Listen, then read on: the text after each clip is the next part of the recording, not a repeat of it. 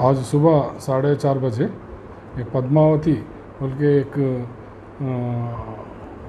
Women आके complaint दी है police station में। वो उसका बेटी 9 साल के बेटी को उसका पचानत वाला आदमी सीनवास बोल के उन्होंने उसको सेक्सुअली असल्ट करा बोल के कंप्लेंट दिए, तो उसके केस रजिस्टर करके इन्वेस्टिगेशन कर रहे हैं। शॉर्टली सीनू नायक को पकड़ के उसको रिमांड करेंगे।